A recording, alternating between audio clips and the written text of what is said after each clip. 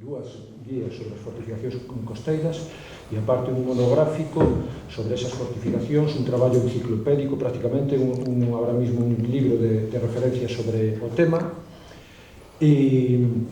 E aparte, fai uns meses estuveron facendo un traballo similar de inventariado de fortificacións costeiras na provincia de Pontevedra para a Diputación de Pontevedra. É dicir, que a fachada atlántica de Galicia en cuanto a fortificacións costeiras, estos dous señores son os que máis saben e os que máis saben a día de hoxe.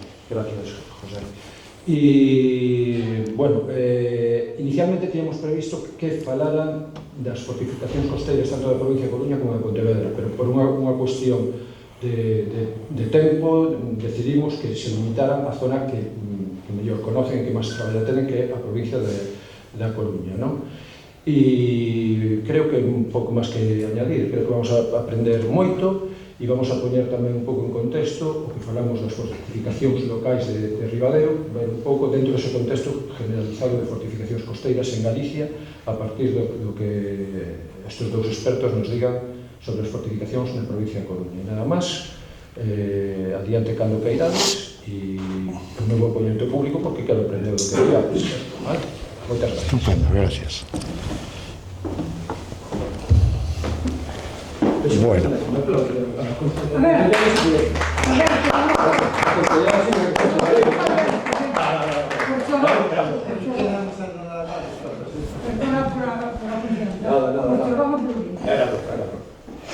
Bueno, pues buenas tardes. Lo primero que quiero empezar diciendo, yo creo que en nombre también de mi compañero José, es nuestro agradecimiento a la organización de estas primeras jornadas sobre o Forte de San Damián y al Ayuntamiento, a todas las entidades colaboradoras y muy especialmente, como no, a Alberto Paraje, porque realmente ha sido un esfuerzo, se ve que es un esfuerzo enorme, y yo creo que estas iniciativas, por la experiencia que tenemos y que se puedan extrapolar a otros municipios con este rico patrimonio, creemos que es muy interesante para múltiples, por el propio hecho cultural, por la promoción turística que esto supone y por el respeto al patrimonio, que también el patrimonio militar costero pues constituyó un elemento de suma importancia, como nos explicaba esta mañana en su magnífica charla Alberto. Bueno, me van a permitir que tase mi tiempo, porque me conozco y los que me conocen saben que soy un peligro con un micro delante, así que quisiera no pasarme del tiempo que tengo. Bueno, lo primero que quisiera decir es que esta charla, a ver si la informática nos permite, pues no sé qué pasa, a ver, iniciar presentación.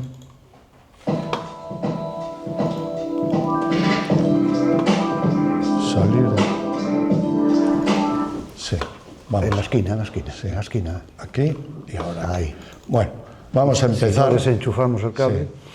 Bien, y ahora vamos aquí a diapositivas, me parece. Iniciar presentación. Vale, estupendo. Bueno, como ven ya, la imagen es lo suficientemente ilustrativa. A la izquierda el castillo de San Felipe y a la derecha el castillo de La Palma, la ría de Ferrol, y una fragata cruzando la ría. Bueno, vamos a hablar precisamente de fortificaciones en la costa coruñesa. Lo primero que hay que decir, y yo no sé si se conoce demasiado, es que la costa de la provincia de La Coruña es la de mayor longitud de todas las provincias e islas españolas. Tiene más perímetro de costa que, por ejemplo, todo el borde de la isla de Mallorca o de cualquier otra isla, ¿de acuerdo? Esto también porque es por la enorme dificultad, digamos casi geométrica del perfil costero, con tantas rías, con esa esquina de cornisa, etcétera, ¿no? Con lo cual ya, si tenemos en cuenta la ubicación que tiene la propia provincia en una cornisa cántabro-atlántica y aún encima toda esa enorme configuración, playas, acantilados, entrantes, puertos, refugios, etcétera, constituye un perfil de costa muy difícil de proteger, Y eso es lo que vamos a tratar de explicar. Solo las rías altas, fíjense, la ría do Barqueiro, Ortigueira, Cedeira, Ferrol, Ares, Betanzos, Coruña, Corme, Camariñas, y 3 de las primeras rías baixas. Saben ustedes que las rías baixas, la propia denominación de las rías baixas aparece a partir del Cabo de Finisterre, ¿no? De Finisterre para arriba, rías altas. Pues bien, esto otorga una dificultad enorme para defender esa costa. Bien, un poco como anécdota, ¿no? Las primitivas defensas. Si nos situamos en la época castreña, estamos hablando de la segunda edad del hierro, ya conocemos defensas que eran precisamente murallas, fosos, parapetos, terraplenes, antecastros, piedras hincadas, es decir, una multitud de sistemas defensivos para proteger esas pequeñas poblaciones castreñas, y nos vamos a referir principalmente a las que estaban en el borde del mar o muy próximas a la costa, no los castros de interior. Aún así, estos castros, estas defensas de castros, hay que entenderlas como defensas de ataques del interior, no del mar, porque por entonces las agresiones que venían por el mar pues eran irrelevantes o mínimas, ¿no? Con lo cual, si analizamos los castros, o están en todo su perímetro, como vamos a ver en el castro, por ejemplo, de más adelante, del Viña en La Coruña, pero fíjense ustedes, por ejemplo, en el castro de Baroña, muy conocido en Porto do Son, estamos hablando del siglo I antes de Cristo, ¿no? Hasta el I después de Cristo, aproximadamente en esa época, y marco aquí lo que eran las defensas que se ven en esta línea, después del istmo. Probablemente esto lo recuerde una uña de percebe, ¿verdad?, vista desde la altura. Pues es la planta dibujada geométricamente de tal. Es decir, que por supuesto que los habitantes de aquí también supongo que se alimentarían de percebes, de crustáceos, etcétera, preferentemente, por eso se implantaban también en la costa. Mucho pescado, etcétera, etcétera. Pero sus defensas, miren estas 3 líneas defensivas, eran desde invasiones del interior. En cualquier caso, el concepto de defensa costera ya estaba en los castros en la segunda edad del hierro. ¿Qué voy a decir? Esta mañana hablaba muy claramente Alberto de por qué en los castros las defensas eran tan potentes, quizás por una cuestión de prestigio, decías tú, etcétera, ¿no? Bueno, las causas son múltiples también, pero fíjense ustedes en el castro del Viña de La Coruña, que no es precisamente un castro costero propiamente dicho metido en el mar, no como el de Baroña, pero sí que desde ahí se ve el mar, y las líneas defensivas que tenía, aquí tienen el 1, en este punto son estos torreones que ven de entrada, la enorme potencia de esos torreones de entrada, puertas, y la traza en rojo pespunteada de la línea de murallas, y en discontinuo, más separado, la posible traza que estaría por esta línea de aquí. Más o menos estaría por aquí. Iría en esta prolongación de esta línea de murallas consolidadas que podemos ver en la foto de la izquierda. Estamos hablando de unas murallas de un grosor entre 2,5 metros de exterior y 5 metros de altura. Había ciudades que no tenían este amurallamiento. Incluso las murallas de La Coruña, en donde hoy es la calle Juana de Vega, ya desaparecidas, etcétera, en sus primeros momentos, cuando la invasión de Drake y demás, no tenía ni mucho menos este porte. O sea que estamos hablando de murallas para un castro realmente potentes. Bueno, otra motivación, sin duda, y que hay que analizar desde el punto de vista histórico, es las invasiones que sufrieron estos, generalmente los pueblos de costa. Se debieron a múltiples motivos. A lo largo de los siglos tuvimos invasiones de los suevos, los vikingos, normandos, berberiscos, turcos, corsarios ingleses, franceses, portugueses, etc. Esto originó que se estableciesen líneas de defensa, o más que líneas de defensa, sistemas defensivos, a veces preventivos, como veremos, y ya defensivos propiamente dicho, que fueron evolucionando en el tiempo. ¿Por qué venían a atacar estas invasiones, estos pueblos foráneos? Pues lo explicaba también hoy Alberto, las causas son diferentes según la época. No cabe duda que la presencia y la importancia de la mitra de la Iglesia compostelana en un momento determinado dio origen a que, sobre todo por determinadas entradas, el río Ulla, Ría de Villagarcía, Remonte de Lulla, etc., se hiciesen elementos defensivos de cierta importancia, ¿no? Por ejemplo, las torres de Catoira, que hoy vemos esas dos columnas, llegó a tener 7 torres. Era una auténtica fortificación que precisamente el arzobispo Xelmírez, creador de la primera escuadra gallega de defensa por el mar, nació en las torres de Catoira, ¿no? Ya antes el arzobispo Cresconio empezó a construirlas a partir de, bueno, un inicio, pero bueno, no es el caso, porque además las torres de Catoira geográficamente están ya en la provincia de Pontevedra, pero bueno, lindando con Rianxo casi en la desembocadura de Lulla, que también tiene su interés. Bien, invasiones, como no, los coruñeses, nuestra heroína María Pita, con aquí le llamamos corsario, allí le llamamos pirata, Francis Drake, que también no lo pasó bien en su llegada allá. Bien, otros sistemas defensivos, como no, las murallas, que según las diferentes edades, Edad Media,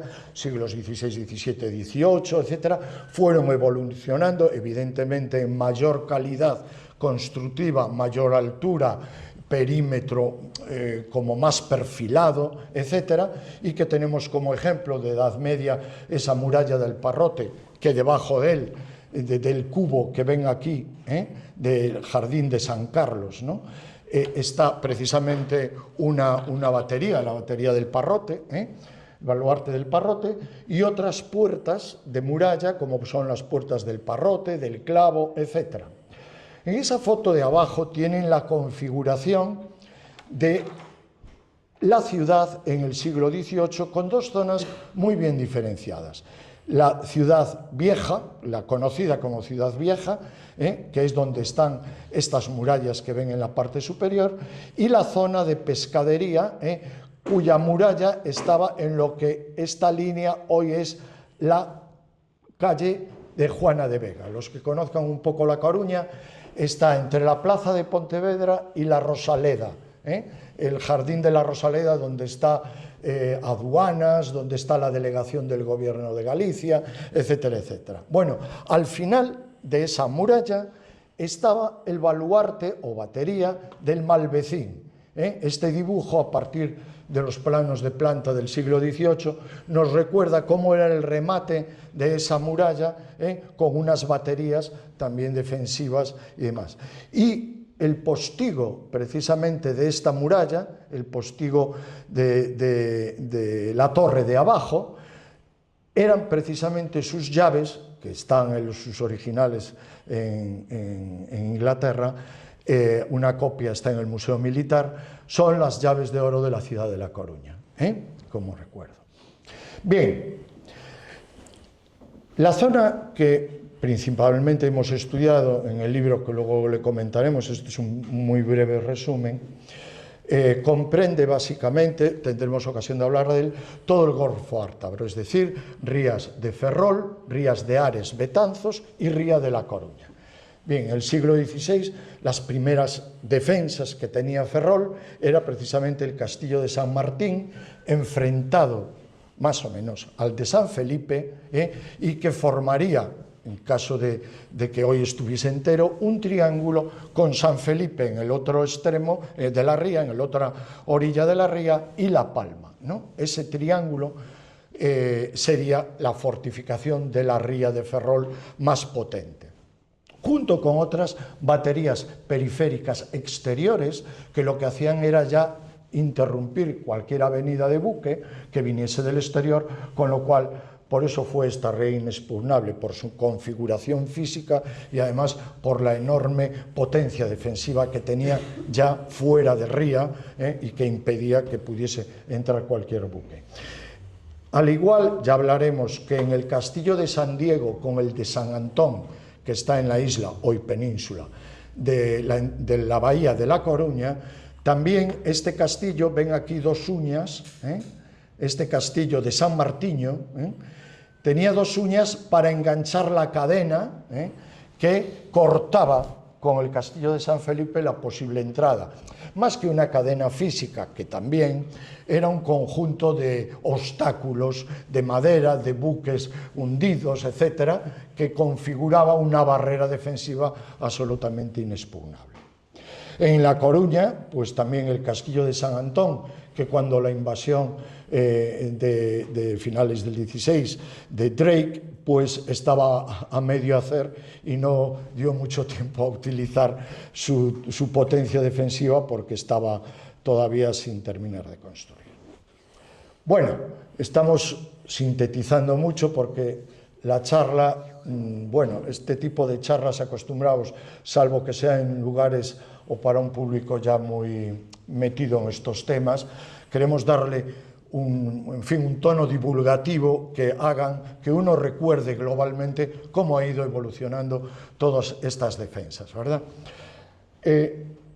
Básicamente, la defensa de Galicia se estructuraba en este esquema general.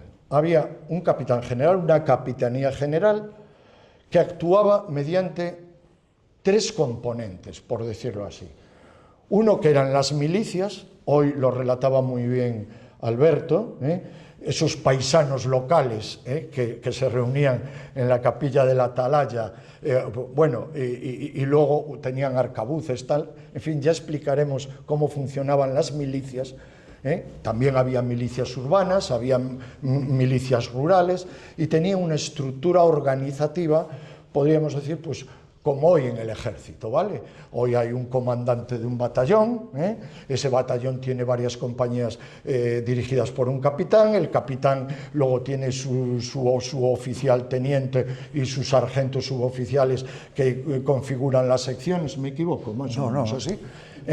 Y pues aquí también tenían las milicias una estructura que eran las divisiones o partidas, ya veremos cómo, sargentías que a partir de Noya se llamaban caudillatos, y esos caudillatos se subdividían en trozos, ¿de acuerdo? Esa era la denominación de la estructura organizativa de las milicias.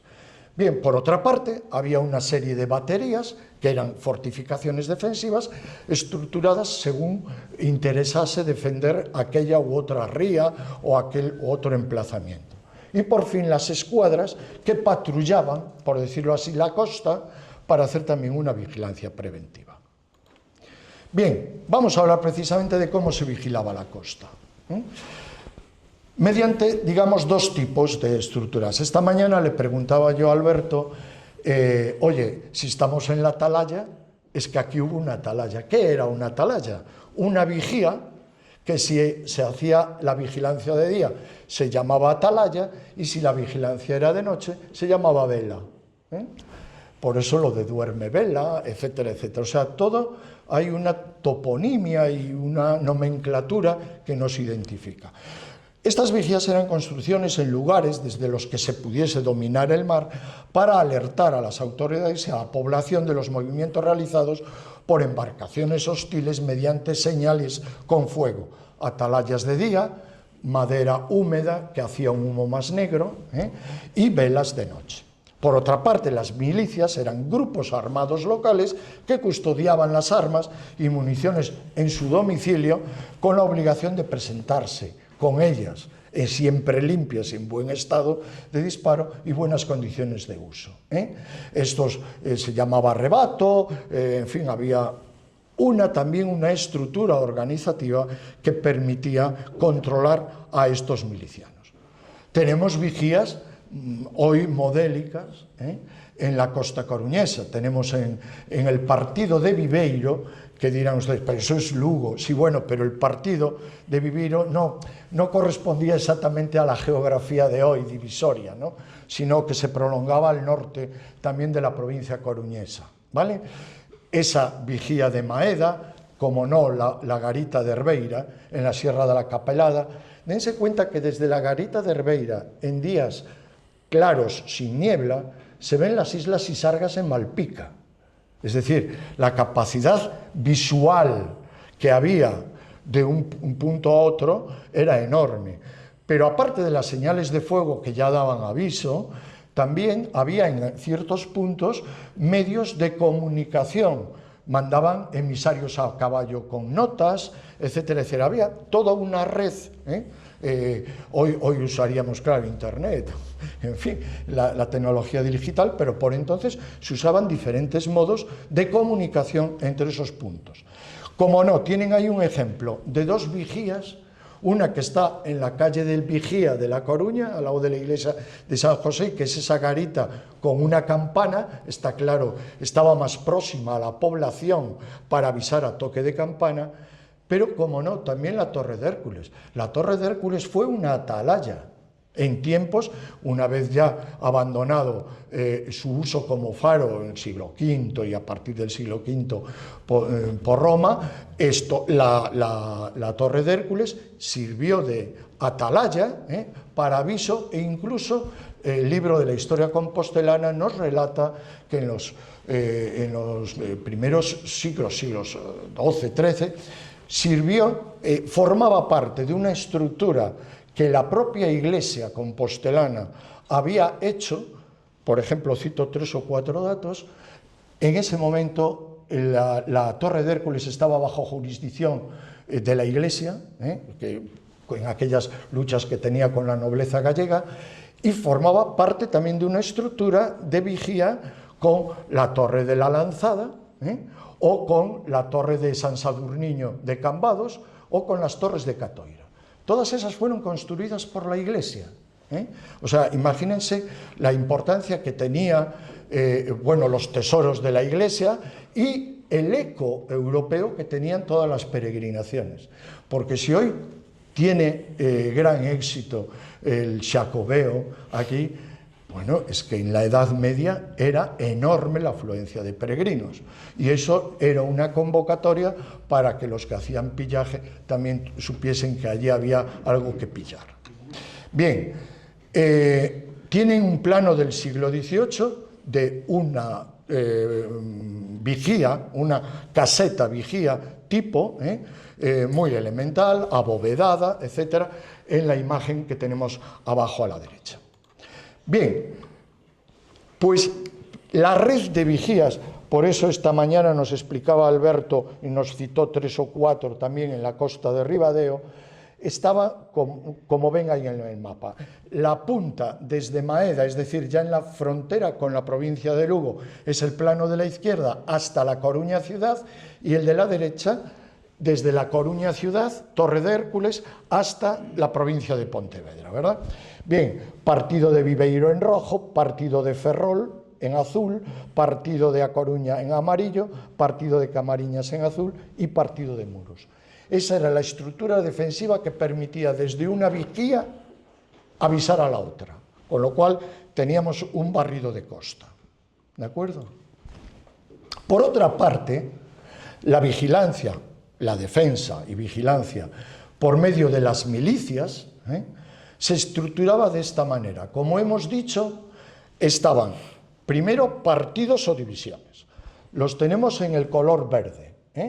Partido de Viveiro, partido de Ferrol, partido de A Coruña, partido de Camariñas y partido de Muros. En esos 5 se configuraba la división defensiva por milicias en toda la costa coruñesa. ¿De acuerdo? Subdividiendo las divisiones o partidos estaban las argentías. Las argentías es ese color fucsia, ese color rosa que está ahí, que es Sargentía de Ortigueira, de Cerdido, de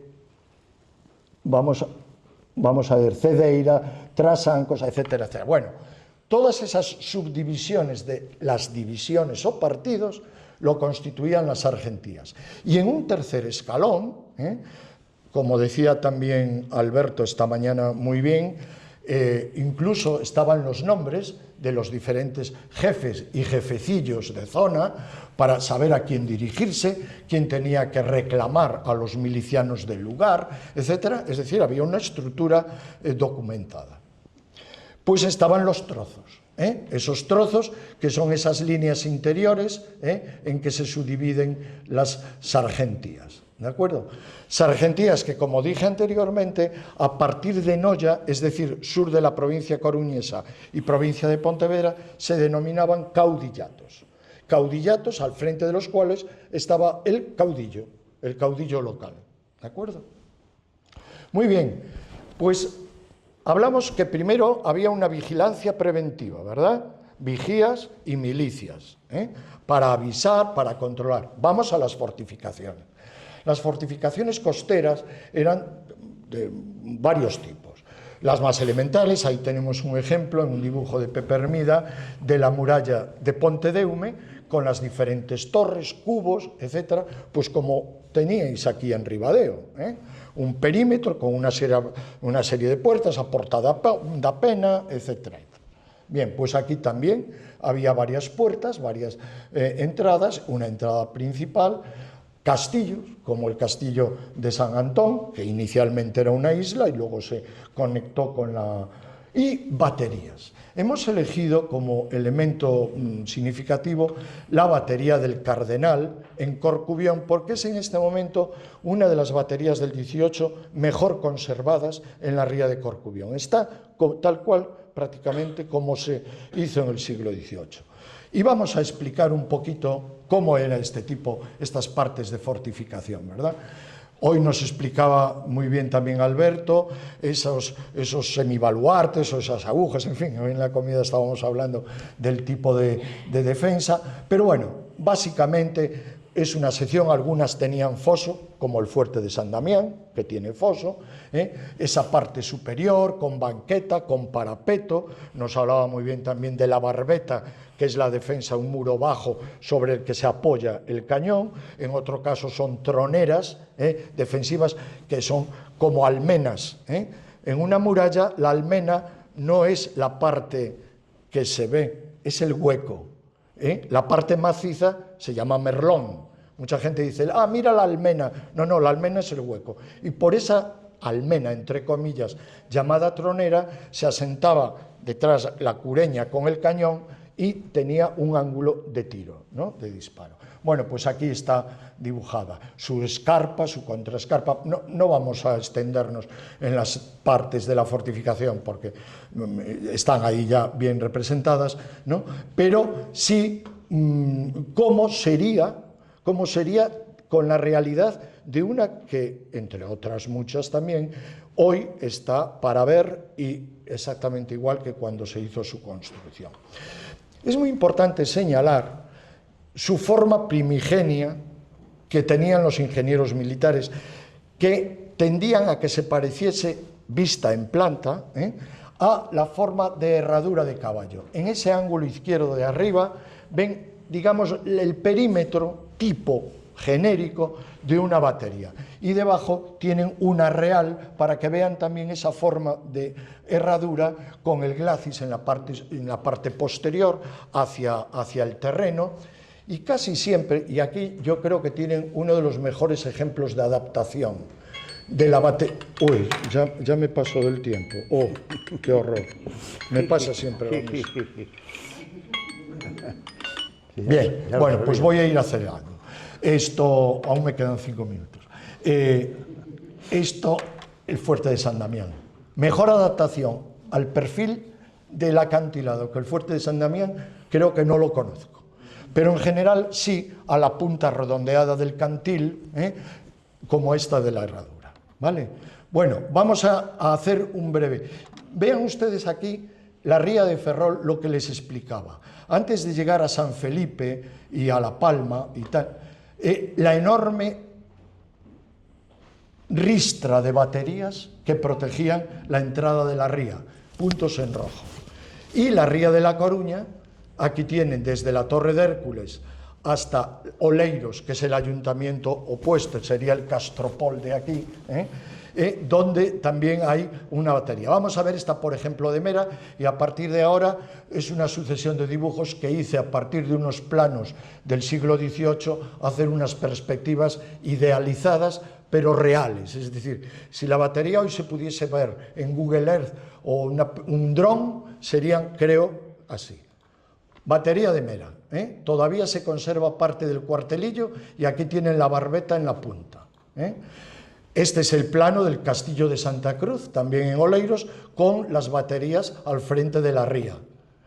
Aquí tienen una batería magnífica, que es la batería de Oza, que hoy tiene un faro y está totalmente invadida por el muelle, y ya ha quedado como un reducto allá al fondo, como hoy le pasa a Porcillán con los contenedores que nos enseñabas hoy y todo el rellano delante.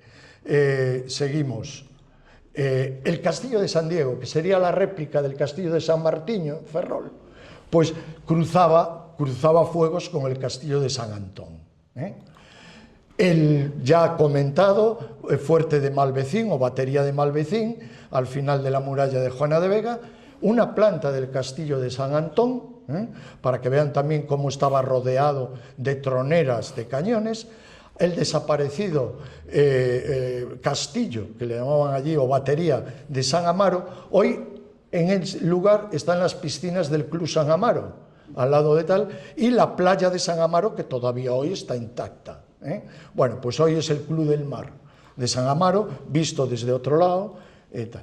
La batería de Adormideras, al lado de donde, ya veremos, está el cementerio moro, que hoy es la Casa de las Letras, y toda la urbanización de Adormideras, de donde se extrajo la piedra para el dique de Abrigo. Las baterías doble de Pradeiras, que cruzaba fuego con esa primera de Mera, en la bocana de la ría de La Coruña. Esta, que hoy es donde está el Aquarium Finisterre, al lado de la Torre de Hércules, la batería del Orzán. Y fíjense en este plano general de las defensas, el norte de la provincia de La Coruña, en los siglos XVI a XVIII, qué cantidad de diferentes baterías, reductos, etcétera, tenía baterías provisionales, baterías definitivas, cada una de las rías, Cedeira, Ferrol, Ares, etcétera, y la zona sur, Ría de La Coruña, Ría de Camariñas y Ría de C. Corcubión. Bueno, perdonen el atropello así tan rápido, y para terminar, bueno, aquí una imagen de La Coruña, simplemente citar, pero va a hablar Pepe a lo mejor también de él, el plan de defensa naval de Ferrol en finales del siglo XIX. Hasta la aprobación de este plan, la ría de Ferrol se defendía con esos dos castillos, La Palma y San Felipe, pero surge un nuevo plan que cambia un poco el paradigma defensivo, y es que las fortificaciones se alejan de la plaza de Ferrol. Eso es evidente, las mejoras artilleras, etcétera, abarcaban más distancia, yo me puedo ir más lejos y sigo defendiendo con la misma eficacia. Se abandonan formas tradicionales de mampostería, piedra, etcétera, y aparece el hormigón y el hormigón armado, con acero, ¿no?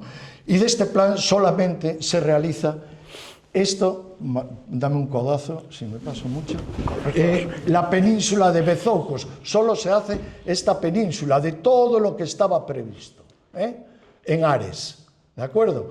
Así que tienen aquí estas baterías de tiro rápido, de obuses, obús lo explicará mejor Pepe, tiro parabólico, y estas de tiro rápido, tiro tenso, ¿de acuerdo? Con artillería Krupp, alemana, etcétera, etcétera. Y aquí tienen un modelo de estas baterías que luego Pepe ampliará para compararlas con el plan del 26, en el que es un gran especialista. Muchas gracias por su atención.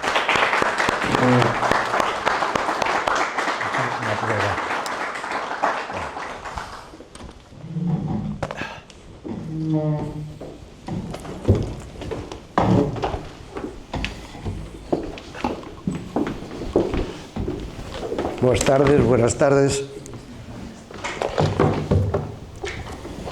después de la maravillosa explicación de aquí, mi tocayo José, a mí me toca explicar ahora lo que es la artillería que servía todo eso que nos ha enseñado él. Él nos ha enseñado, digamos, el solar, la defensa, y yo voy a explicar el armamento y en algunos momentos pues retocaré alguna cosa para que se entienda mejor. Esta primera figura prácticamente está explicada porque hoy Alberto ya habló de las bombardas y más o menos creo que quedó bastante claro. Vamos a ir ganando tiempo, porque el tiempo parece que no tiene piernas, pero corre, que se las pela. Entonces ya vamos a ir directamente al siglo XVI y XVII. En este siglo el armamento ya empieza a coger mejores tintas y vemos en la figura de arriba, yo creo que no hace falta con decir arriba, abajo y en medio, vemos un cañón de bronce. La segunda es una culebrina de bronce y el tercero es un cañón de hierro. Normalmente, a partir del siglo XVI, la artillería de costa y la marina adoptan los cañones de hierro porque son mucho más baratos que los de bronce. Entonces, un barco que lleva 50 cañones, pues prácticamente es la misma cantidad de cañones que tenía toda la provincia de La Coruña. Entonces eso sale carísimo y se adopta los cañones de hierro. Pasamos ya al siglo XVIII, que es también conocido como el siglo de las ordenanzas, porque ya con la llegada de los Borbones a España, sabéis que se empieza a regular todo y una de las cosas que regulan, y es de la que estamos hablando, es la artillería.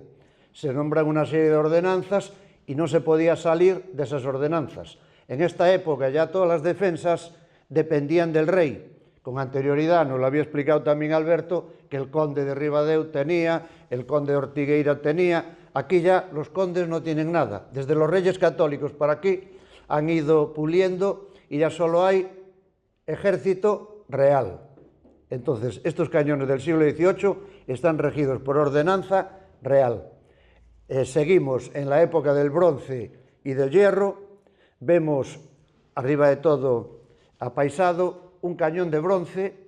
Este cañón lo sacó la Marina de una batería de Mera en la ría de La Coruña, que cuando la invasión de los franceses los tiraron al mar. Tiraron esa y otra que voy a explicar a continuación, y hoy están en el museo, uno en el Museo de Coruña y otra en el Museo de Ferrol. A la derecha vemos un cañón de hierro, ya español, porque una de las cosas que no expliqué es que, por ejemplo, los Ribadeo tiene cañones ingleses porque en España, hasta la introducción del alto horno, no se pudieron fundir cañones de hierro.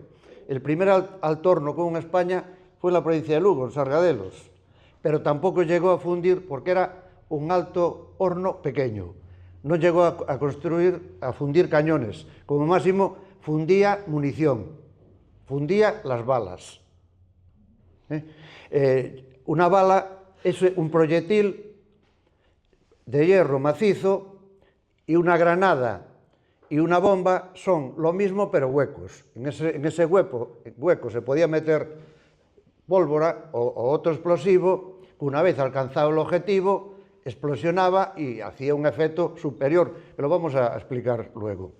Bajando de fila, vemos a la izquierda un obús. En este siglo nace este tipo de pieza. Ese obús está en Vivero, se sacó de la ría de Vivero pues por los años 50, y a la derecha es un mortero. Entonces en el siglo XVII había cañones, había obuses y había morteros. ¿En qué se diferencian? El cañón tira en tiro tenso. Al disparar al barco le atacaba por los márgenes, por las costillas. El obús disparaba parabólico y el mortero mucho más parabólico. Quiere decir que entre el cañón y el mortero cubría el obús. Estamos ya en el siglo XIX. El siglo XIX es un siglo de mucho tránsito.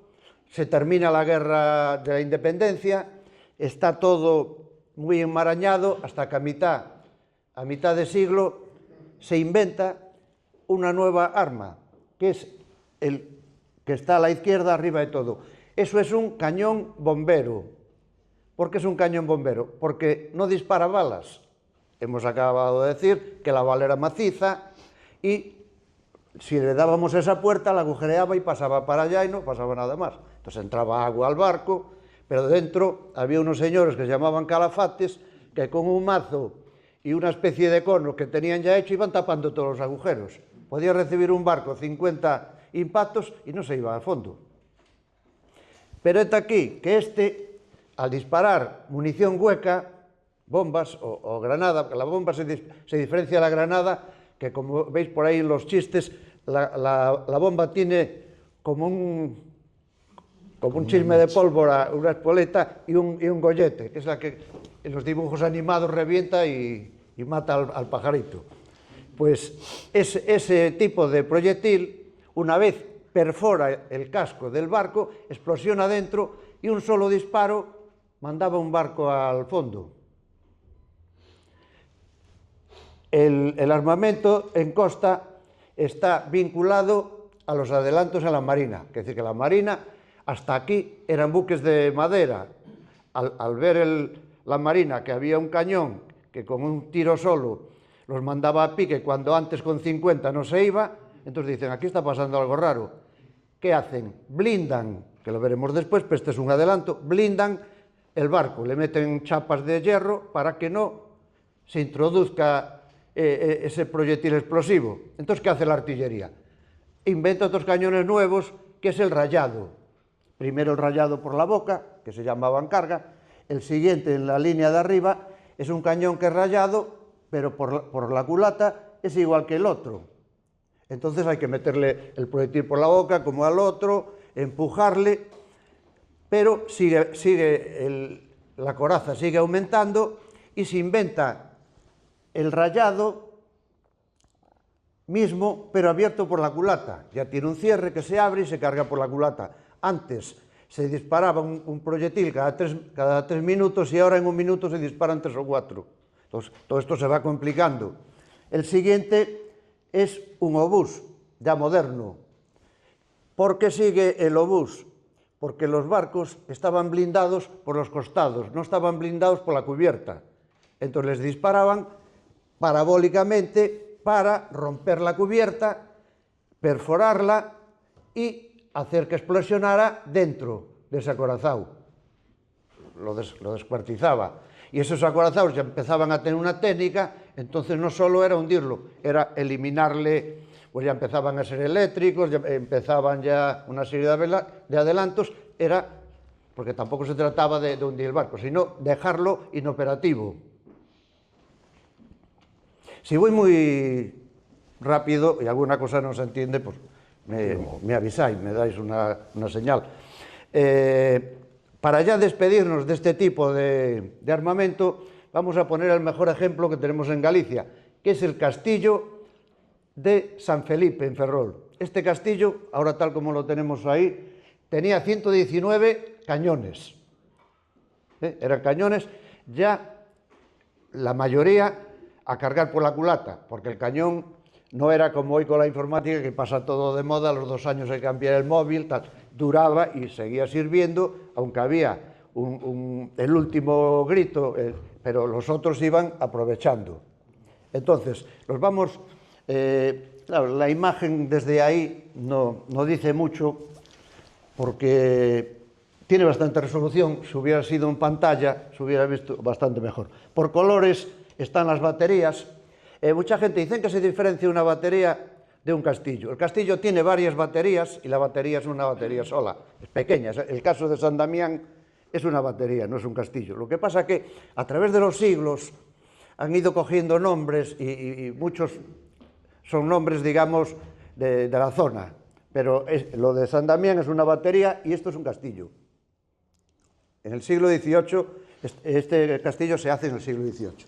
Entonces, en cada color es un frente con las baterías correspondientes, tiene cuatro frentes.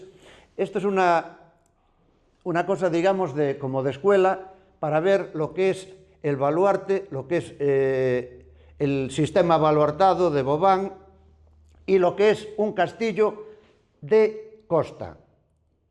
Por ejemplo, aquí vemos la parte redondeada, si eso es una flecha, la punta tiene unas formas que son para luchar contra los barcos. La parte de la gola, que es la parte de atrás, tiene otra forma y tiene dos semibaluartes, uno a cada lado, y esos son la defensa de tierra, porque los castillos de costa tienen dos tipos de defensa, que no les ataquen por tierra y defenderse por mar. Entonces, este es un ejemplo de libro. Ya una vez pasada esa época, ya a principios del siglo XX, desaparece todo ese tipo de artillado y el castillo de San Felipe se desartilla y queda sin cañones. Lo único que queda es una batería con 4 para defender un campo de minas que se pone, que lo veremos más adelante. Entonces ya en este siglo vienen, aquí se ve bien el cierre, como tiene como una portezuela de tornillo que se abre, se mete el proyectil. Aquí ya disparan a 5 o 6 disparos por minuto. Hay un monstruo que es el 38,1, que es cuando decimos un número para nombrar un cañón, estamos dando su calibre, y su calibre es el diámetro de la boca. Entonces, el 38,1 se metía el soldado más delgado de la batería para engrasarlo y limpiarlo por dentro. Hay fotografías con un artillero metido dentro dándole grasa al cañón. A veces les había que dar un mes de permiso para que echaran valor, porque tiene 18 metros de largo el tubo, y meterse 18... Y para que anduviera le daban elevación y él resbalaba, como hoy lo que vemos en las piscinas. Entonces vemos un 15, quiere decir que de 15 centímetros de calibre, un 38,1, un 15,24 y un 30,5. Son los 4 tipos de cañones que se instalaron en las defensas de Ferrol, porque desde mediados y finales del siglo XIX, todas las defensas de Galicia se reducen a las defensas de la base naval Ferrol-Coruña. Quiere decir que el Golfo Ártabro es el único que está artillado, lo demás se desartilla todo, como tenemos el ejemplo de aquí, que después de la guerra de independencia, pues ya no hubo más artillería en esta ría. Entonces continuamos, y cuando os dije que solo quedaba una batería para defender la entrada de la ría, es porque José nos contaba que en el siglo XVI y en el siglo XVII se tendía una cadena para cerrar el puerto. Aún hoy, cuando hay temporal, pues con un decreto se cierra un puerto, queda cerrado el puerto de Ferrol. Quiere decir que no puede entrar ni salir ningún barco. Pero no se cierra con nada, se cierra con decreto. De aquella se cerraba físicamente para que no entrara el enemigo. Entonces, después de la cadena contada por José, porque estas cosas son según la época en la que se... Entonces, las cadenas de esta época eran un campo de minas e incluso unas redes metálicas, imagino la red esa de gallinero. ¿Quién no vio una gallina dentro de una...? Bueno, pues unas redes de ese tipo, más fuertes, para que no se colaran los submarinos por debajo. Esos obstáculos había que protegerlos, porque si venía el enemigo con sus dragaminas, los levantaba y pasaban. Entonces, para defenderla tenía que haber unos cañones para cuando se acercaran dispararle al barco. Entonces, desde esta fotografía está sacada desde dentro de la ría y es a la derecha un torpedero, el torpedero Ejército, y a la izquierda otro barco, que es el Puigcerdán. Estos estuvieron destinados en Ferrol, incluso dirá, ¿y cómo se llama un torpedero Ejército? Porque mirar cómo era la economía del país en el siglo XIX, principios del XX, que ese se compró una coleta que se hizo en el ejército, cada uno puso lo que pudo y con eso se pagó el barco. Aquello había coletas por cualquier cosa, no había seguridad social. Yo aún recuerdo cuando entré en el ejército, en el año 60 y tantos, que si moría un compañero, pues quedaba casi la indigencia y todos poníamos cada uno lo que podía para darle a la viuda, para ayuda, sobre todo si tenía hijos pequeños y tal. Hoy esto ya es distinto, ya hay una seguridad Porque hay que pensar que la Seguridad Social se empezó por los años 40. A mí me pasa como él, que se nos va la chaveta y acabamos hablando del Real Madrid, ¿eh? Por eso os frenáis, viste que yo le daba así con el codo y él pensaba que bailaba. No, coño, que se te está acabando el tiempo. Bueno, cambiamos de... Seguimos en lo mismo, pero cambiamos de tema. Evolución del cañón y la coraza. ¿Os acordáis al principio cuando decía, si a mi vecina le compran un bolso, la mía quiere otro? Y mejor que el de la vecina. Bueno, pues así se desencadena lo que después en la Segunda y Primera Guerra Mundial acabó llamándose las carreras armamentísticas. Bueno, pues vamos a empezar ahora con ese tema. Primera fragata acorazada, los franceses, que son también parte de los que nos copiaron a los españoles, el cañón bombero. Ellos le llamaron de Praisas y nosotros le llamamos cañón bombero. ¿Qué hacen? Pues esto es una fragata normal y corriente.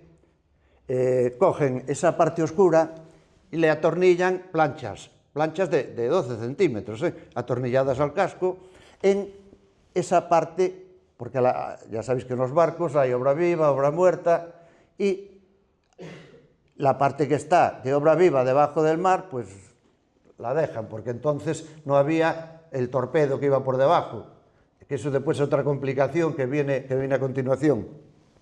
Y así va tirando mientras el cañón bombero, pero ya cuando viene el cañón rayado con más potencia, la pólvora mejora, entonces tiene mucho, porque la pólvora es la gasolina del proyectil. Sigue evolucionando y aquí estamos, finales del siglo XIX, con un acorazado. Esto lo pongo con 2 ejemplos, pero podríamos ponerlo con 7, porque ha ido evolucionando. Aquí no es las cosas no son de la noche a la mañana. Un salto gordo antes de esto fue la guerra de sucesión de la independencia de Estados Unidos, que fue donde verdaderamente empezaron a mejorar todo esto de la coraza. Entonces aquí vamos a pegar el salto y vamos a ver ya un acorazado. Veis que tenemos con negro, marrón y amarillo. El espesor de la parte que está en negro, 406 milímetros, que son 40 centímetros y pico de costado. Ya no está atornillado a la madera, ya es entero el barco así. En la parte blanca ya ni lo notan. En la parte amarilla, que es en la popa, tiene 12 centímetros. Y en el intermedio, arriba ya casi por la toldilla, tiene 20 centímetros. Este buque tiene 29.700 toneladas y está armado con 10 cañones. El mayor de 35,6 centímetros.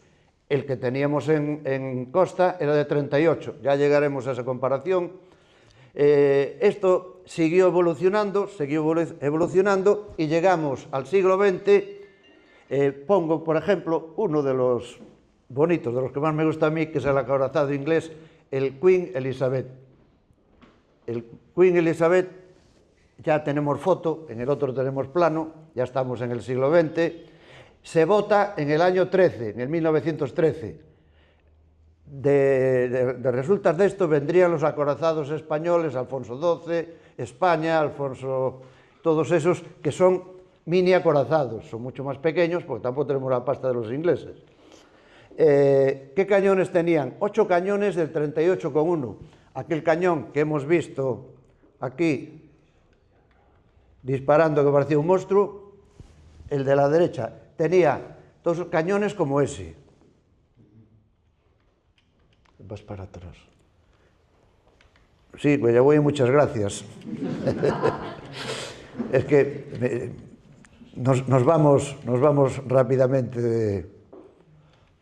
Bueno, tenía 8 cañones como ese, 20 cañones más pequeños, que son de 11,4, muy parecidos a los de 15 que teníamos nosotros, y 32 cañones antiaéreos de 76, porque ya en el año 13 ya viene la Primera Guerra Mundial y ahí se desarrolla la aviación. Hasta aquí la aviación no existía.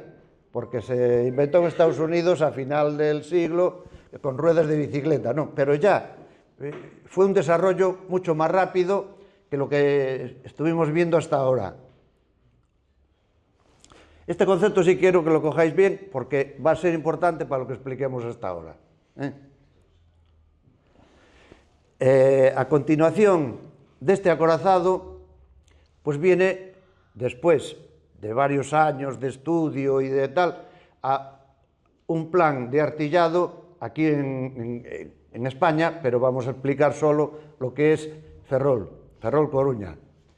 Ese plan abarca 8 cañones de 38, que son los mismos que tenía un solo acorazado, 20 cañones de 15-24, que son los 20 que tenía el acorazado de 11,5, y los 20 cañones antiaéreos de 10,5, ellos lo tenían de 7 y pico, porque desde el año 13 al 26 hay también ya una evolución del material.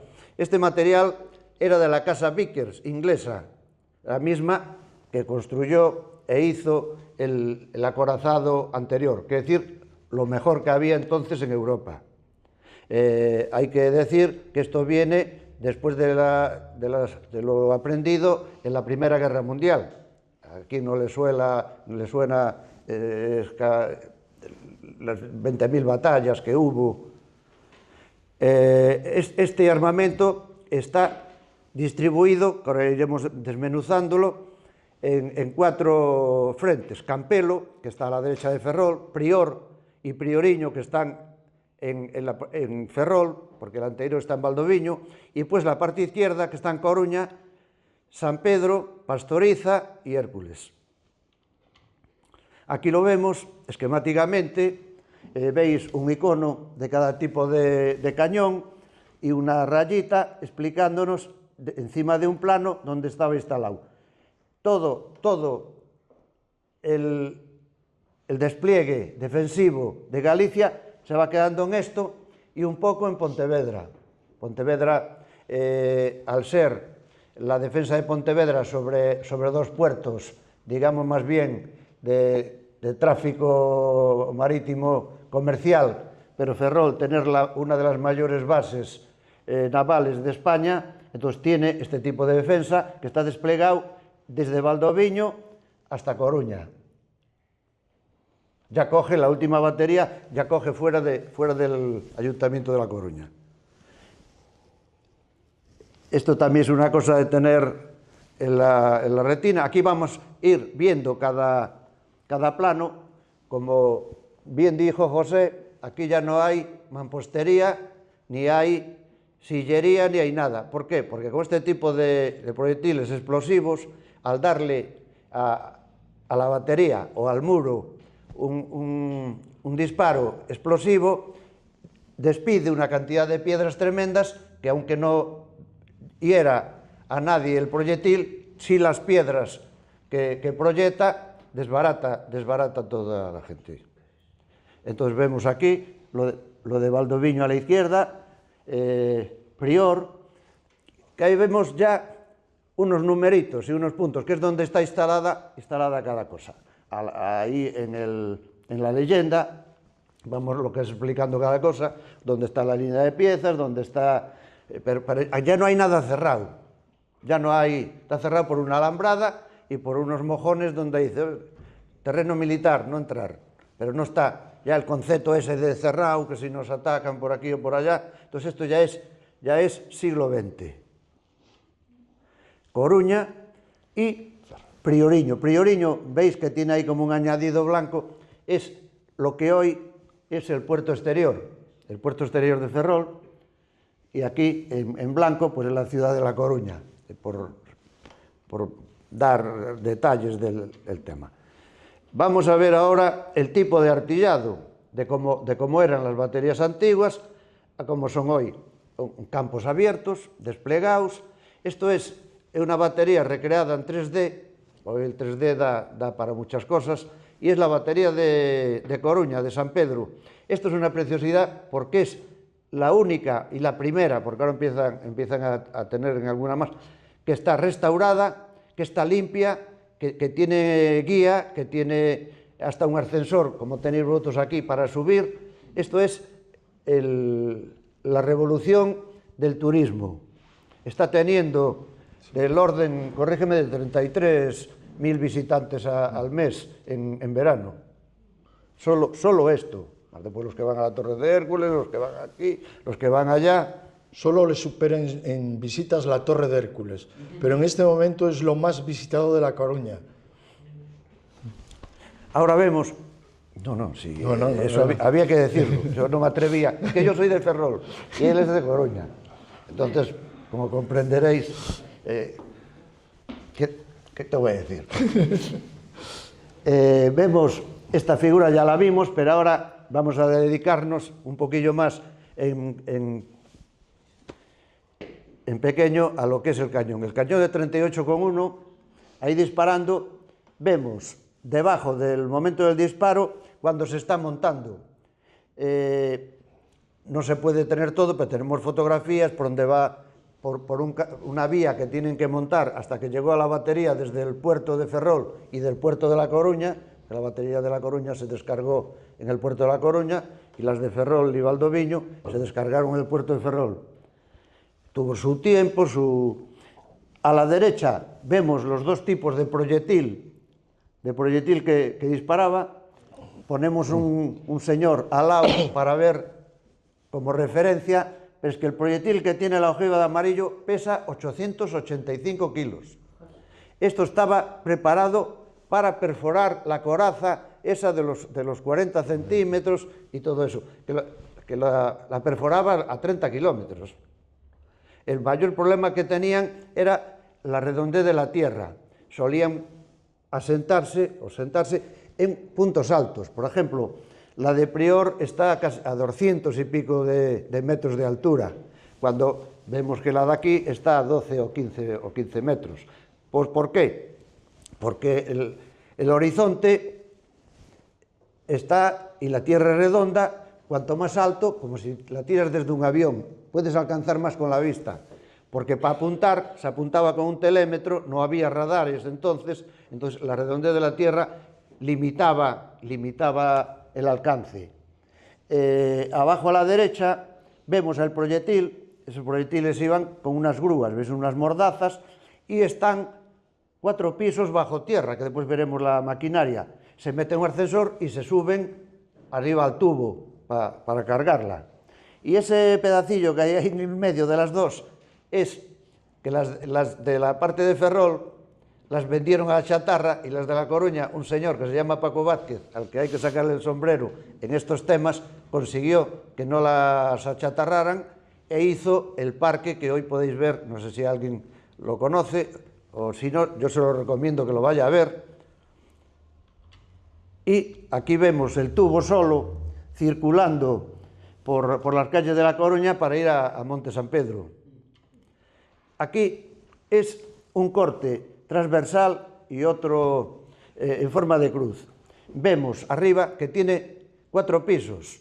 Abajo de todo están las chilleras. Las chilleras son donde está la munición, porque aparte del proyectil lleva también la carga de pólvora. Si el proyectil pesaba 885 kilos, la pólvora pesaba 350. Se llevaban dividida en 3 partes. Como vemos aquí a la derecha, ponemos la carretilla y el proyectil. En la carretilla iba la pólvora, y el otro subían en el ascensor y entraban ya directamente al tubo. Vas atrás. ¿Qué voy? ¿Para atrás otra vez? Sí. El cangrejo. Bueno, aquí estamos. Entonces, abajo de todo, vemos la fotografía que vimos, esa del proyectil, el ascensor, la sala de máquinas, porque todo este monstruo se movía con un dedo. Se movía con un dedo y pesa 200 y pico toneladas. Tenía unos motores eléctricos e hidráulicos que le daban una presión de 24 libras por unas tuberías y giraba todo lo que se le diera a bastante velocidad. Ya digo, un señor con un volantito así, la hacía e iba. La parte eléctrica era para alumbrado, incluso para el disparo, porque tenía 2 tipos de disparo, eléctrico o de percusión, que decir que al al iniciador se le podía percutir o se le podía dar una corriente eléctrica, porque en estos tipos de armamento está todo doblado. Si pasa una avería, espere, no se vaya, que la vamos a arreglar. Bueno, no, tiene que tener todo doblado. Tiene una serie de elementos auxiliares, no los vamos a poner todos, pero sí los más espectaculares son estos, que es la iluminación.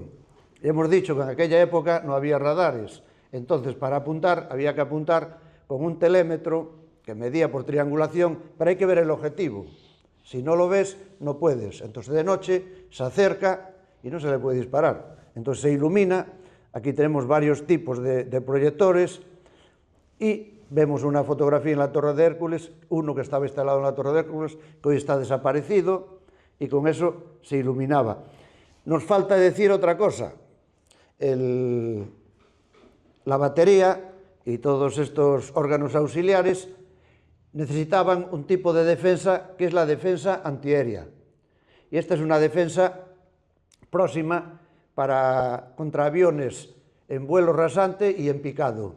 Tenemos a la izquierda de todo un 40-70, después una Maxim 7,5, un cañón Vickers de 40 y abajo vemos el 88-56.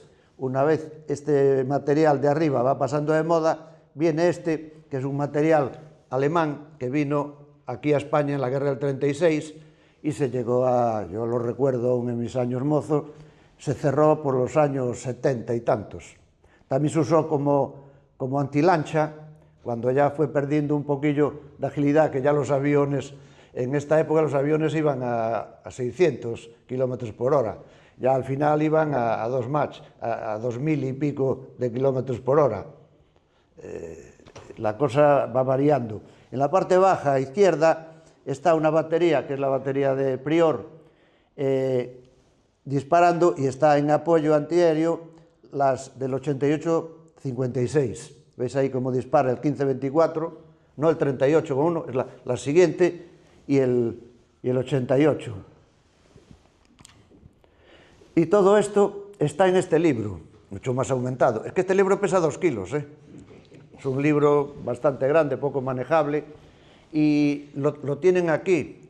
Yo la última vez que vinimos por aquí, se lo donamos a la biblioteca municipal, lo tienen aquí si lo quieren mirar, y aparte José viene ahí cargado, es para enseñarlo, porque no tenemos libros para todos, pero sí, creo que lo puede decir José mejor que yo, la Diputación, si se pasa por allí o se les pone un correo, las guías las regala, y estos me parece que se descargan. Eso se descarga gratuitamente en la página web de la Diputación. Si alguno tiene interés, yo le voy a pasar el enlace a Alberto para que el que quiera descargarlo. Y luego hicimos... Las dos guías, sí. Esto... ¿Todo el trabajo me puedes hacer tú? No, quería decir que nosotros no nos dedicamos a vender libros, ni mucho menos, porque todo este trabajo Alberto, es absolutamente altruista y gratuito, pero sí que quizás no nos dedicamos, pero si hace falta... No, quiero decir que hay una potencialidad, lo digo ya que está aquí la concelleira de Cultura y de Hacienda, de Facenda y no sé qué, Igualdad y demás. Bueno, no voy a decir que Ribadeo no tenga cantidad de recursos turísticos que conocemos todos, magníficos, pero sí que hay un turismo emergente de tipo cultural, asociaciones, etcétera, que demandan una nueva dimensión turística en este tipo de patrimonio. Bien, yo he tenido la suerte que antes de jubilarme de Diputación ha habido apoyo a las iniciativas que hemos planteado de dinamización turística, incluso de diferente sentido político, quiero decir. Primero hicimos 2 guías de bolsillo que dieron luego pie a hacer este tocho que se refería a Pepe, que ahora estamos tratando de hacer uno similar para Pontevedra, y es más, hicimos un simposio internacional que tuvo una gran acogida y está difusión. En internet también, se puede descargar. cuyas actas vinieron los mejores especialistas en arquitectura militar de Europa, Italia, Alemania, en fin, Bélgica, Francia, etcétera, y que se recogió en un libro de actas, que también se puede descargar. También se puede, yo creo que también se puede descargar. Sí, este se puede descargar. Las guías no están, me parece, en la página. Las guías no están. Aunque me parece que hay por alguien pirata, no sé cómo se hizo, puede ser, sí. Lo puso en el Facebook. Bueno, pues estupendo, si es para difusión, mejor. Quiero decir que hay unas posibilidades de promoción turística que todavía no se han desarrollado en muchos de los ayuntamientos, y nosotros, de hecho, gracias a una iniciativa también de Diputación, hicimos una exposición itinerante por los concellos costeros de la provincia, sobre todo aquellos que tienen patrimonio defensivo. Dimos charlas similares a esta en numerosos concellos, y bueno, son posibilidades nuevas de desarrollo de iniciativas de tipo turístico que, como habéis empezado aquí, Alberto y el concello, yo os animo a que sigáis en esa línea y que la gente pueda venir a Ribadeo, además de comer, además de visitar las catedrales, además de visitar todo el patrimonio que tenéis, el Camino de Santiago del Norte, etcétera, también sea un recurso turístico. Así que muchas gracias por vuestra atención y quedamos a vuestra disposición. Estamos aquí para responder a preguntas también. Si alguien quiere hacer preguntas o opinar, también se puede opinar, porque lo bonito de esto es que haya algo de inquietud y podamos hablar. Pues a lo mejor no tenemos otra oportunidad de hablar de esto, sabe Dios hasta cuándo. Allí hay un señor que levanta la mano. ¿Puede darnos una pinceladita en estaca de bares y destacamento americano? Sí, Está en la guía. Precisamente está en la guía. Probablemente sea la última. Sí. Baluarte de defensa que tuvo. Vamos a ver, yo... Está aquí en la guía. Aunque no tiene nada que ver, precisamente como las guías las hicimos como promoción turística del patrimonio militar de costa. Si alguien quiere tocarles, mirar alguna cosa, esa pregunta concreta está ahí. Exacto. Nos interesó y la reflejamos aquí. Está la explicación de por qué esta base militar americana... Y el sistema que se usaba de triangulación. De triangulación, etcétera, ¿no? Además, viene muy a cuento porque el semáforo que hay en la parte superior, que era un semáforo de marina, hoy es un hotel con encanto. Quiero decir, se han puesto también los observatorios ornitológicos abajo, están los molinos cerca, en cascada. Quiero decir que es todo un conjunto de atractivo turístico. Y por cierto, antes de morir el alcalde de Mañón, murió en esa época. En esa época que falleció, yo tuve la oportunidad de hablar con él por teléfono y demás, y había un plan de cesión porque lo había adquirido el ayuntamiento, y en este momento no puedo decir cómo está a día de hoy la situación. Me parece que sigue abandonada. Puede que avanzaran los proyectos, sí. Pero lo que es el... Pero no puedo precisar.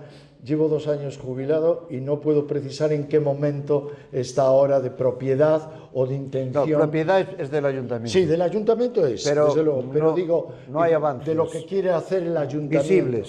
Visibles, sí. Porque estas cosas, para moverlas, se necesita un papeleo, porque es que estamos en una zona que si no es el Plan Sur, es el no sé qué, si no es que una gallina puso 2 huevos una vez en un sitio y...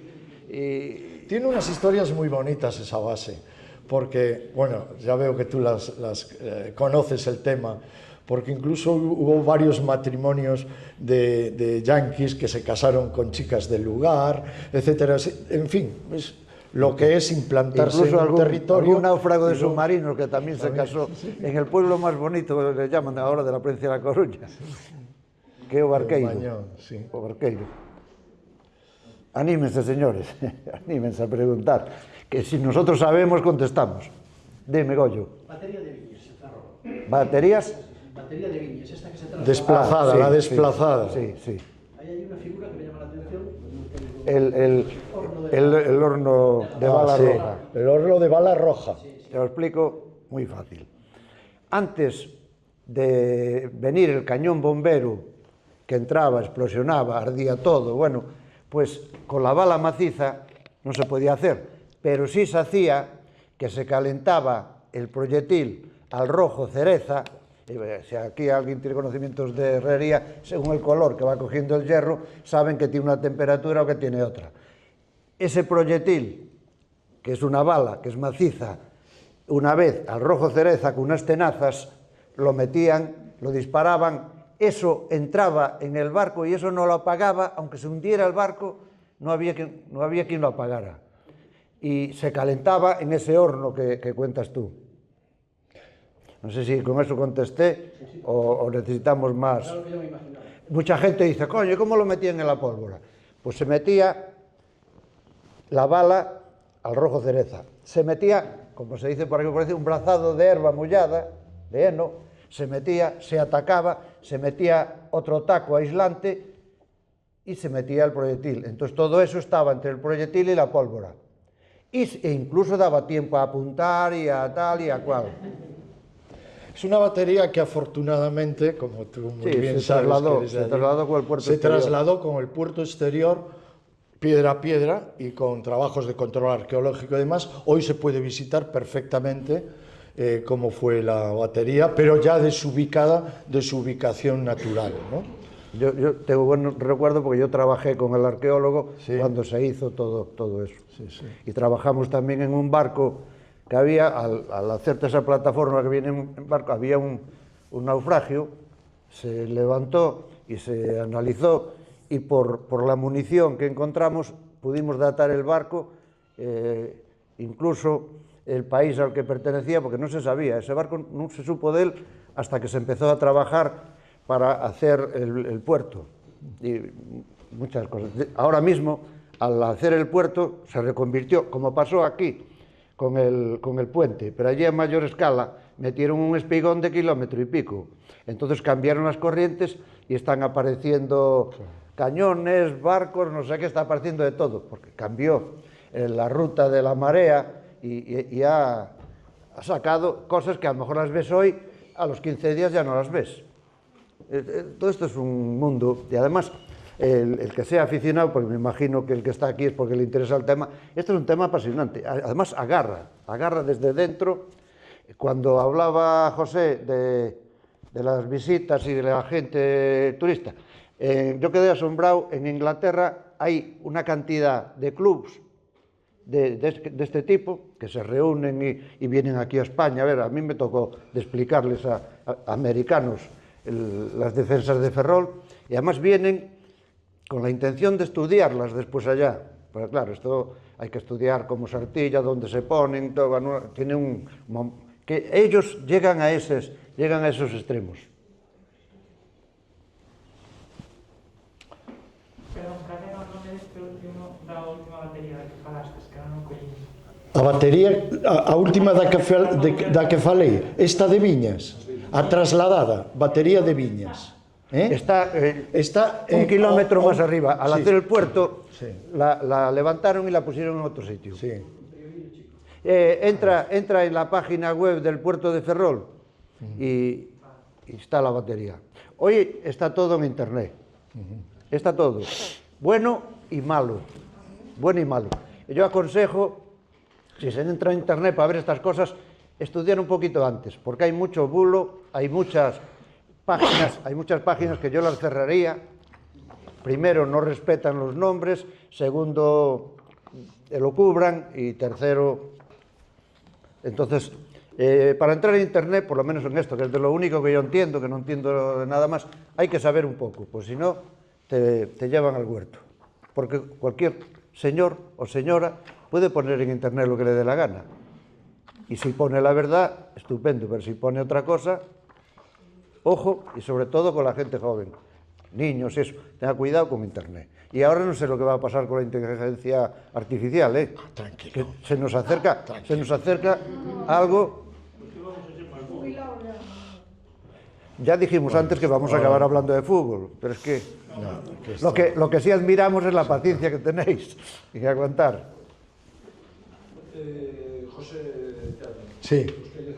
una pequeña pregunta. Bueno, tengo una para cada uno. Te respondéis cada uno con lo que más o menos... La mía fácil, ¿eh? Es fácil.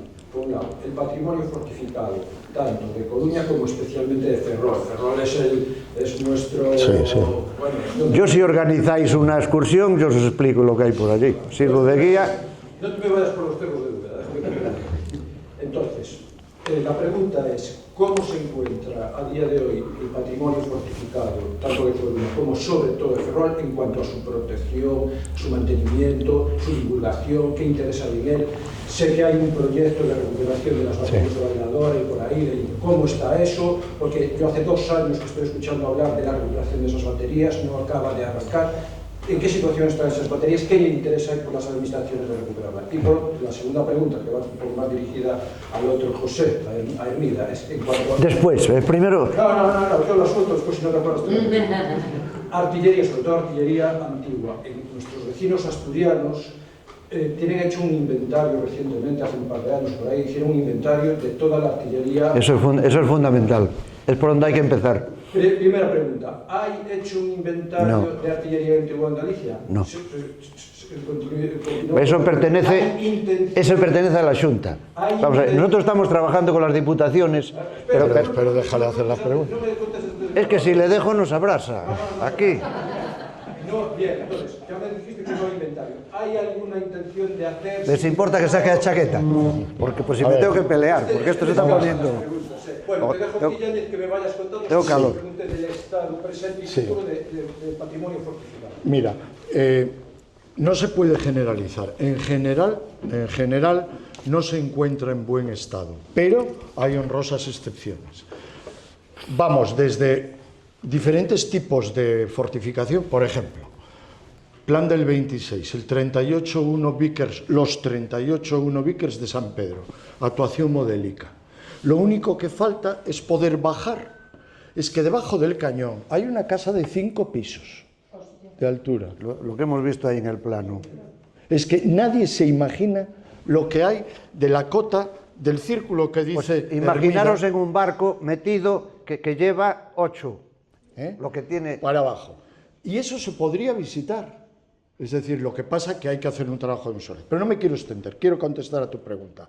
Baterías del 18, ejemplar la de Viñas, en Corcubión, es privada, pero un modelo precioso. Por cierto, venden una si te interesa, el castillo, ya sabes, del Príncipe. La batería del Príncipe, que fue de la asociación de prensa, ahora se vende 1 millón y pico de euros. Más. No, 2 millones, no sé cuánto. Bien, o la del Cardenal del Frente de la Ría, que está en un estado fantástico. Pero después, en lo que te referías, yo mi último trabajo en Diputación fue sacar adelante los concursos de 3 modelos. Una batería del 19, la de Ares, la de estos obuses... a la izquierda, del monasterio saliendo de la ría a la Montefaro, izquierda. ¿vale? En Ares, Montefaro.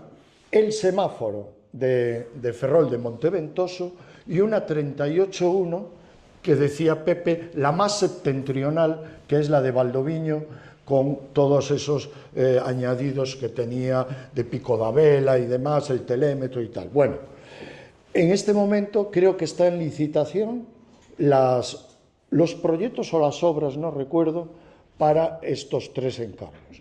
Y después, pues depende, hay muchas baterías en Doniños, la de San Carlos, etcétera, en el borde de la ría, en semirruina y otras en ruina absoluta.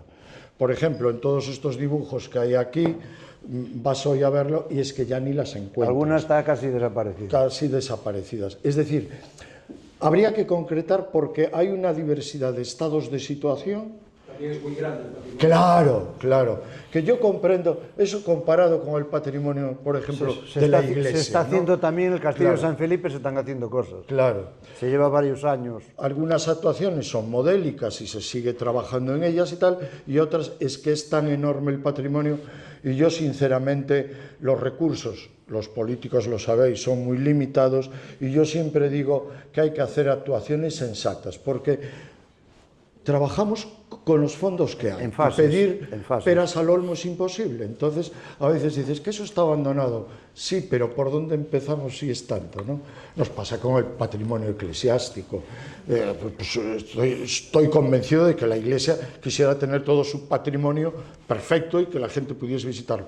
Pero cada vez los vigilantes del patrimonio, es decir, los párrocos y demás, son menos. El patrimonio, los feligreses son menos, las aportaciones en los cepillos son menores, y eso hay que mantenerlo. Pues un paralelismo con esto, ¿no? Pepe. Yo voy a decir un poquillo más de lo de José y después te contesto la mía. En Ferrol se está haciendo, y habláis de financiación, ahora se están aprovechando los dineros de la Diputación, y antes aprovecharon cuando se hizo la autopista y cuando se hacen obras más o menos faraónicas, el ayuntamiento tiene derecho a un 0, no sé cuánto de inversión en patrimonio. Entonces la autopista dio algo, se restauraron algunas cosillas, pero se va al ritmo de una obra cada 2 o 3 años, porque desde que se pide la obra hasta que la Xunta lo aprueba, que se haga, que se pueda hacer, porque patrimonio, no sé quién, después la zona sur, que si hay un lagarto, que no sé qué, hay que hacer unos informes, que si hay una hierba, que no sé qué tal, entonces pasan 3 o 4 años para empezar la obra. Por eso cuando dices tú, lo que se está haciendo ahora en Ferrol con las baterías es el fruto de todo esto que hicimos nosotros. Esto fue lo primero, concienciación, que tuvimos 4 años este señor y yo trabajando por la barba, altusivamente. Yo entonces ya estaba jubilado, que soy mayor que él aún estaba en activo, también valió mucho que estuviera en activo porque movía, era un jefazo de la Diputación de La Coruña. Entonces, de 4 años que estuvimos, más otros 2 o 3 que llevamos fuera y están empezando a licitar las obras, ya se están empezando a licitar. Este año posiblemente quede alguna presentada ya, después se presentarán. Tú imagínate que no se presenta ninguna compañía que lo quiera hacer, pues ya hay que volver a empezar. Es que construir es fácil. Pero se está moviendo. Sí. Otra cosa es la velocidad. Y después viene otra cosa, que en Ferrol se nota mucho, y me imagino que los demás también, que aún con lo difícil que es construir, aún es más difícil mantener. Sí. Si un ayuntamiento invierte 10 euros, sí, si no los mantiene los pierde a los 3 años. ¿Por qué? Porque va un niño a jugar con la pelota y rompe no sé qué. Va el padre y le dice, pues si la culpa la tuvo el edificio, lo tiro, recoge el niño. Bueno, ¿qué voy a decir? Si los que estamos aquí tenemos cara de abuelo, de padre, de tío. Yo quiero contestarte, no sé si soy capaz. Sí. Si soy capaz. Con respecto al inventario de artillería, ya te dijo Pepe, no hay un inventario. A eso iba ahora. Habla. No, es verdad que es fundamental, actuaciones porque lo que no se sabe, si no sabes lo que hay, no lo puedes mantener. Un día, por ejemplo, nos presentamos en Camariñas porque teníamos noticias de unos cañones que estaban en un almacén, en un galpón municipal y no sé qué, y actuaciones voluntariosas nuestras de ir al sitio, medirlos, fotografiarlos y tal, y hoy están recogidos aquí a escala, medidos, etcétera, etcétera. Pero son actuaciones de voluntarismo, eso es la Xunta, ¿no? Como lo hizo el Principado, claro, porque es de las 3 provincias. Igual que los estudios que hizo Coruña y está haciendo ahora Pontevedra, algún día esperemos que se puedan hacer en Lugo. Lugo, la verdad, que Vigo siguió, Ferrol, Coruña siguieron, la provincia de Lugo se quedó, pero hasta el 1818 esto fue importante. Ahora, perdona Pepe, tenemos una oportunidad muy buena. Yo creo que la concejal que hoy nos acompaña sabe mejor que nadie que el Constitucional, que ha cedido las competencias del litoral a la Xunta de Galicia, es una ocasión magnífica. Ahora está en manos de la Xunta. Lo digo ahora aquí, es una ocasión, y yo sé que algo se está moviendo a altos niveles de la Administración autonómica en hacer inventario de todo el patrimonio costero. Estoy hablando de faros, salazones, patrimonio militar, tal. Es decir, para hacer un plan de actuación. Hasta ahora era nacional, ahora es de la Xunta. Ahora la competencia la tiene la Xunta, para lo bueno y para lo malo. Es decir, también lo que no puede es estar uno reivindicando, quiero controlar el litoral y una vez que lo tienes, miras para otro lado. Es que Galicia tiene casi tanta costa como el resto de España. Ojalá que la proximidad de las administraciones autonómica y local a el litoral sirva para que, al ser ahora el control de esa administración, sirva para poner, pues eso, en valor esos diferentes patrimonios, que no solo es el militar, ni el costero, no, hay mucho otro patrimonio que también requiere de atención, ¿no? Yo, que me dediqué toda mi vida, 40 años, a la gestión del patrimonio, por eso te comentaba antes lo difícil que es. Hace poco un ayuntamiento vino a pedirme asesoramiento, nos vino a pedir asesoramiento por un tema de los proyectores de luz, que tienen unos hangares en un sitio estratégico, parque natural, etcétera. Y yo muy les cerca decía, de donde vives tú. Sí, en Oleiros, en Seixo Branco, ¿no? Y le decía yo a las concejalas de Cultura y de Turismo, le decía, pues mira, tenéis aquí un bombón, y yo os hago una propuesta de que os salga gratis el ponerlo en valor, y vendrá mucho senderista, tal, que se va a parar.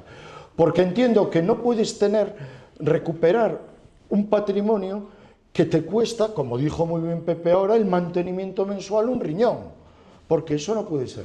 Cuando les di una propuesta de autogestión sin personal y con una idea, dijeron, ¿pero qué nos estás diciendo? Dijeron, sí, con el móvil, audioguía, no sé qué, está todo en la mano. Audioguía con el móvil, el que en vez de la puerta cerrada que tenía el hangar, una reja donde puedas tener dentro el proyector a escala, una maqueta del proyector a escala y más, y unos paneles. Lo está haciendo muy bien Europa con la línea Maginot, no sé si la conocéis, pues está con 4 maniquíes y con 4 explicaciones, está. En este libro, mirad, nosotros tenemos en la provincia de La Coruña 1.650 kilómetros de costa. En Bélgica tienen 65 y se están forrando con el patrimonio militar de la Segunda Guerra Mundial. Y nosotros tenemos mucho más que ellos. Muchísimo más. Y tienen unos chiringuitos con unos maniquís, que está el del telégrafo, el soldado con las orejeras, un maniquí haciendo así, el otro está como no sé qué, y dices tú, joder, macho. Y van oleadas de niños, de colegios, de tercera edad, insersos, no sé qué, y se están forrando. Y digo, y aquí tenemos 1.650 en la provincia de La Coruña, xa non che conto Galicia, y resulta que estamos mirando para otro lado. Hombre. Bueno, creo que después hay no sé qué, podemos seguir hablando allí, si no hay mucho que comer. Solo nos estamos pasando 6 minutos, va la cosa bastante. Bueno. ¿Cómo vamos? ¿Están xa os pinchos o...? Me da tiempo a contestar a lo de la ficha. Podemos alargarnos 2 minutos más, mellor acaba. Está todo preparado. Vale. Pues entonces simplemente recordar que as jornadas continúan. No, hay que Falta contestar lo de la ficha de los cañones, pero lo podemos dejar para el año que viene. Vamos para el año que viene, que ya más o menos lo contestamos. Que no hay nada y que a ver si se consigue. Bueno, as jornadas continúan... Pues mira, en Vivero y en San Ciprián ya hay la tira. En Vivero y en San Ciprián, que está todo... En Viveiro están los morteros está todo, allí. casi todo lo de la Magdalena. El problema es que está sin inventario, eso es el problema.